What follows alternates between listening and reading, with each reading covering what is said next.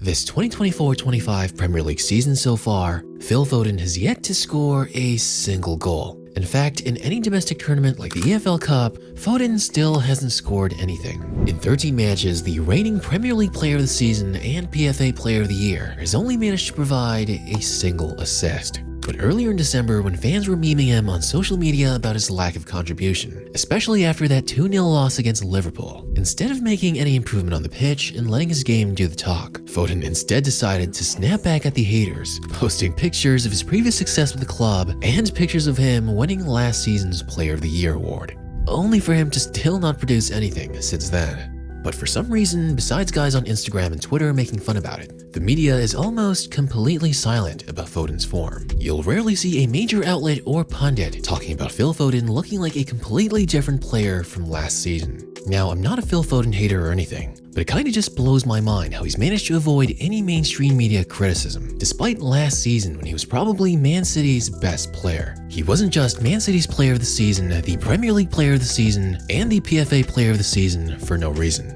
But the craziest part is that we all saw signs of this as early as in the summer of Euro 2024. So really, just how did Phil Foden become this bad? During the Euros this past summer, Foden was nothing short of a non-factor. He was expected to play a key role in Gareth Southgate's setup, especially after the season he just had. But instead, Foden contributed almost nothing to England's squad. In crucial matches, he faded into the background and barely influenced the game. Whether it was the lack of chemistry with his teammates, tactical mismanagement, or simply a decline in form, many were left absolutely bewildered, as there were zero signs of the guy that just had 27 goals and 12 assists in 53 matches. But actually, if you look at his historical performances for England, well, it's actually nothing new.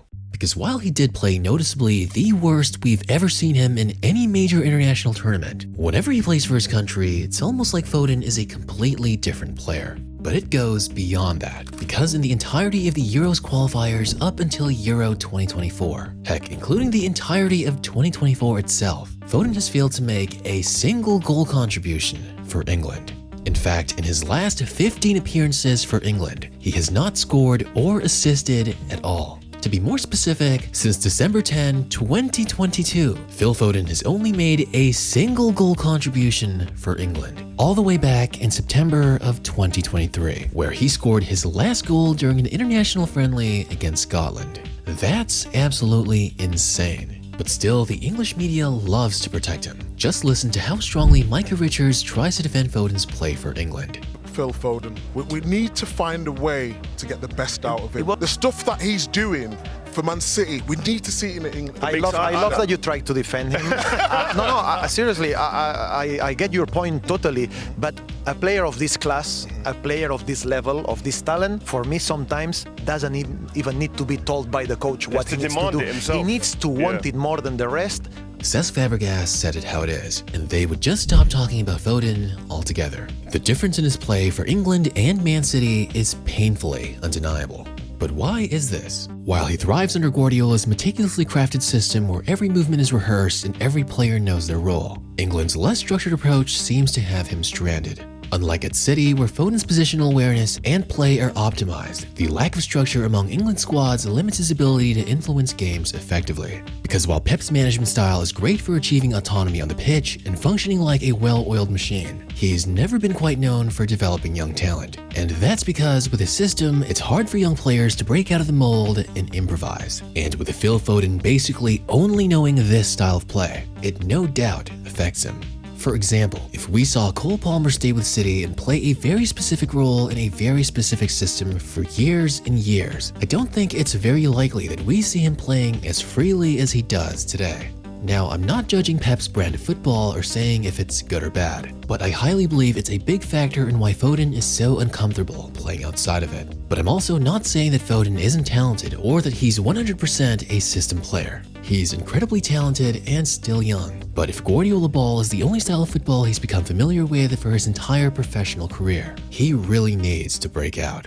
And I won't pretend that England's management has been any good during Foden's time, so that only adds to his struggles on the national side, especially since most of their midfield are playing out of position anyways. And I really thought that after his 23-24 season that Foden would really break out of that mold, but so far it's still left a lot to be desired. Now this leads us to the current Premier League season. Manchester City has been collapsing halfway into it. From the making of this video, they've essentially dropped down to 5th place. Yeah, the mighty Man City is in 5th place. I don't think anyone was expecting them to suddenly start playing so bad. And it's without a doubt that a big part of their struggles are down to their key players being injured. Firstly, their defense has gotten considerably weaker with John Stones' injury issues. Some people might not think he's important, but in the 3 Champions League matches he was out, Man City lost twice, getting stomped by Sporting CP 4-1, losing 2-0 to Juventus, and blew a 3-goal lead against Feyenoord, eventually ending the match in a 3-3 tie and having this hilarious reaction from Holland. Plus, in the 5 Premier League matches he missed, they only won 1 match, and that was against Nottingham Forest. So clearly, his defense is incredibly important to the team. Then there's Mateo Kovacic, a midfielder who, with all the injuries, City started to rely on more and more. Sure, he's no Rodri or KDB, but he did do a very solid job at controlling the midfield given all the injuries the club was going through. But then he also gets injured. In the 11 matches he played, Man City only lost twice. But in the brief 4 matches that he missed, they would lose twice and draw a single time, dropping crucial points and allowing Liverpool and Chelsea to rise on the table. He's only been back for a single match and still needs time to get back in form. Next, of course, is Rodri. While he might not be that pivotal to the attack, Rodri is without a doubt a huge factor in Man City's success. Was he the most important player on the squad? Well, that answer might depend on who you ask, but without a doubt, he was the anchor of Man City's possession. He let Man City's midfield and defense relax by helping win back the ball and spacing the pitch a lot better. Because without a strong defense and reliable midfield, despite Man City's firepower, they're going to concede a lot of goals. Of course, at times, Rodri can play the ball well when it comes to the attack, but we all know the main wizard of Man City was Kevin De Bruyne. And this season, not only is Kevin De Bruyne coming off an injury, but he's also not nearly at the same level that we're used to seeing from him. With him getting older and really being the only guy in City that can make their attacking output as optimal as possible, this is going to affect Foden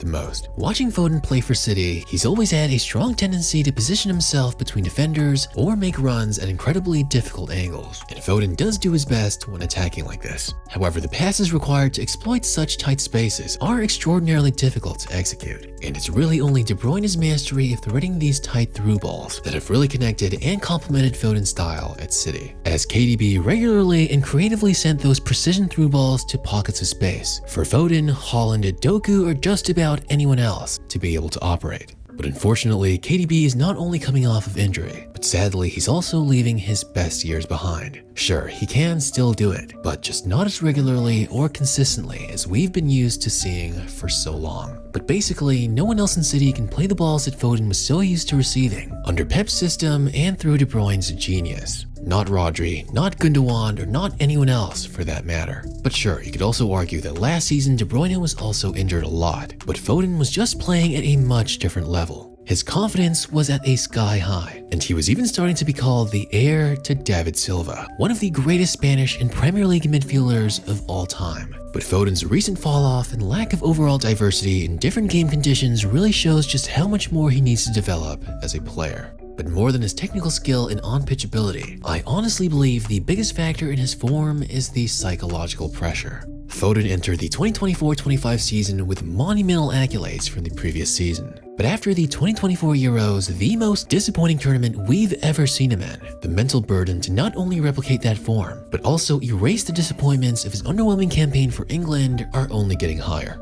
The decline is much more psychological than it is tactical. Since last season, he's no longer seen as the promising young golden boy, but instead relied on as the cornerstone of the team, a player who is now expected to deliver more than just consistently in every match. But for this generation of young footballers, the unfortunate truth is that simply they're not built as mentally tough as the previous generation. On the pitch, it's clear that he's showing signs of hesitancy, self-doubt, and overthinking. You just don't see that level of urgency or hunger. Maybe after winning all those awards last season, he's simply not as motivated. And in a larger aspect, this has also affected the entire atmosphere of Man City's squad. This season has been far from ordinary for the reigning champions. But on a more serious note, Man City is literally not used to losing. And the compounding, uncharacteristic run of poor results has visibly dropped the team's morale. And with the club in such a slump, the burden on every individual intensifies. And they don't know how to deal with it, as a lot of them have never experienced this before. But this would only affect Foden even further, as more than ever, eyes are slowly starting to turn towards him, looking for him to step up and do something. But who knows if he's emotionally or mentally prepared to take up the task. There's even conspiracies on Reddit about how the 115 charges of alleged financial misconduct is resulting in insider information about how the players know about the possible and eventual punishment that Man City will receive.